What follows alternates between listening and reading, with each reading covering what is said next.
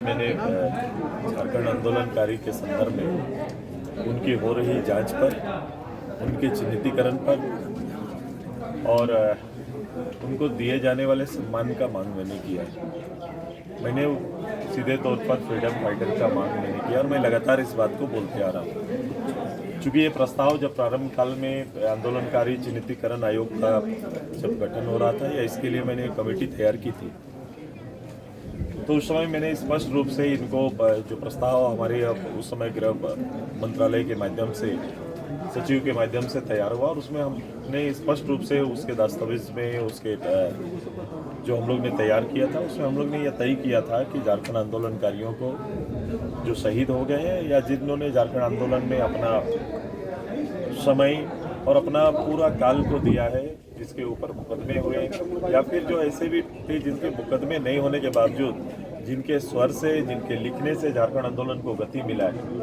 उन सभी को इस प्रदेश के अंदर में स्वतंत्रता सेनानी के तर्ज पर फ्रीडम फाइटर का, झारखंड के फ्रीडम फाइटर का सम्मान मिलना चाहिए। बीच में उनके लिए एक सम्मान राशि घोषित की गई।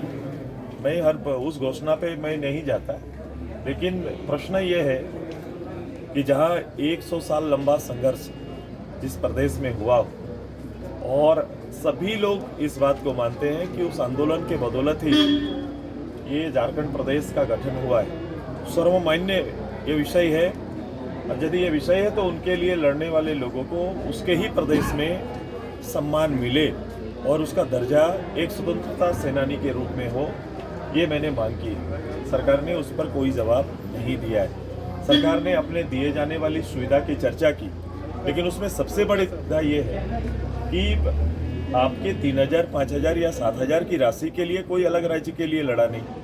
सवाल है कि उसके अलग राज्य होने के बाद उनका अहमियत इस प्रदेश में, उनके परिवार का अहमियत इस प्रदेश में बना रहे।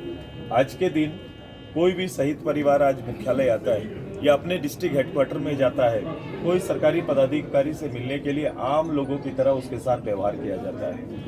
वो सरकारी अतिथि नहीं बन सकता। आज सिद्धू कानू, चांद भैरव जिनके नाम पर लोग आगे बढ़ते हैं, स्वर्गीय धवल महतो, इस सारे जितने भी लोग जो इस प्रदेश के लिए या फ्रीडम फाइटर देश के लिए जो लोग यहाँ के जल जंगल जमीन के लिए संघर्ष किया है, ऐसे लोगों का सम्मान नहीं हो पाता। एक साधारण कलेक्टर अगर रांची आते हैं, जिला मुख्यालय में जाते हैं, उनके लिए सर्किट हाउस खोला जाता है, लेकिन इन आंदोलनकारी और उसके परिवार के लिए ठहरने के लिए एक छत भी मुहैया नहीं हो पाता। ये सम्मान का विषय है। सरकारी समारोह में चाहे कोई भी छोटा बड़ा कुछ भी समारोह हो, कहीं भी इनकी पूछ नहीं होती है, कहीं इनको बुलाया नहीं जाता है। इनके आवागमन की सुविधा, इनके रहने की सुविधा, इनके बच्चों को पढ़ाई की सुविधा, आगे क्या होगा नहीं होगा बोल के किसी तरह का स्पष्ट निर्णय सरकार का नहीं। इसलिए मैंने कहा कि आप फ्रीडम फाइटर का अगर इनको दर्जा दे देते हैं तो स्वतः ये सारी सुविधाएं उस परिवार के साथ युक्त हो जाएंगी। इसीलिए मैंने मांग की और सरकार केवल इन विषयों को टालना चाहती है। हमने समय सीमा पूछा, आश्वासन आया। सरकारी पक्ष के विधायक भी इस विषय के साथ खड़े हुए हैं, वो खुद स्वीकार करके बोल रहे हैं इसमें कुछ भी नहीं हुआ है। बावजूद स्पीकर साहब ने कहा कि इस बार छोड़ दीजिए। ये छोड़ते छोड़ते ये समय निकलते जा रहा है। झारखंड के मूल लोगों का हाशिए में है और लगातार आप देखेंगे उनका आंदोलन चलते रहता है। आंदोलन करने वाले अपने ही प्रदेश में अपने अधिकार के और सम्मान की मांग करते रहते हैं। यही मैंने पूछा। ये फ्रीडम फाइटर का किसी स्टेट में है क्या ऐसा कि राज्य हर स्टेट कोई करेगा तो मैं करूंगा, ऐसा सोच मेरा नहीं है। हम क्या करना चाहते हैं, मैं क्या देना चाहता हूं और मैं अहमियत उसका क्या रखना चाहता हूं, ये कभी तो स्टार्टअप करेगा ना। कोई प्रदेश तो शुरुआत किया, मैं उसके पीछे लग जाऊं ये जरूरी नहीं है।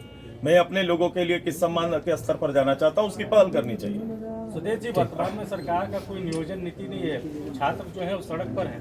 ये मैंने कहा कि हर चीजों को इनकी शुरुआती से रहा है। झारखंड मुक्ति मोर्चा और इस पार्टी के जो लीडर हैं हमेशा कभी भी किसी विषय का समाधान नहीं किया है।